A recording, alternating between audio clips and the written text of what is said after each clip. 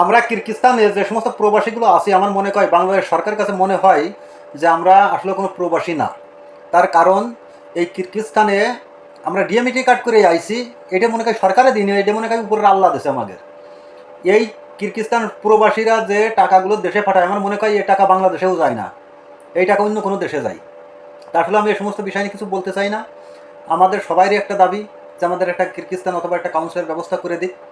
তাই যদি না হয় তাহলে কিরগিজস্তান প্রবাসী জানে যা আছে ডাইরেক্ট খবরের মাধ্যমে বলে দিই যে কিরগিজস্তান আমাদের বাংলাদেশে কোনো প্রবাসী থাকে না।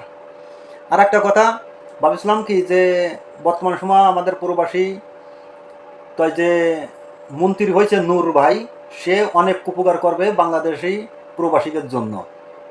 তাই এত জায়গায় এত কিছু হয়। এই কিরগিজস্তানে ঈদের পরে 3-4টে মানুষ মারা গেছে মোট মার দিয়ে। এই কিরগিজস্তানে এখনও 4-5টা মানুষ না, 4-5টা মানুষ এখনও তাই এই কিরগিজস্তানে পড়ে রয়েছে।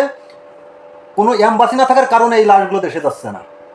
আমি বাংলাদেশের মানুষ হোক আর প্রবাসী জেনের মানুষই হোক, এই ভিডিওটা শেয়ার করে বাংলাদেশের যে সরকার আছে অথবা যারা কর্মকর্তা আছে তাদের কাছে আপনারা একটু ভিডিওটা পৌঁছে দেন। আমার এই ফেসবুকে মনে করতে পারেন আমি ভিডিও করে করে ইনকাম করে টাকা খুদার পছন্দের করছে, আমার একটা টাকা ইনকাম হয় না। আমি চাই যে প্রবাসীদের, কিরগিজস্তানের প্রবাসীদের যেন একটা ভালো কিছু হোক। আমি এই কামনাই সবসময় করি। ভালো থাকবেন, সুস্থ থাকবেন। ভিডিওটা বেশি বেশি করে আবার বলতে শেয়ার করে দেবেন।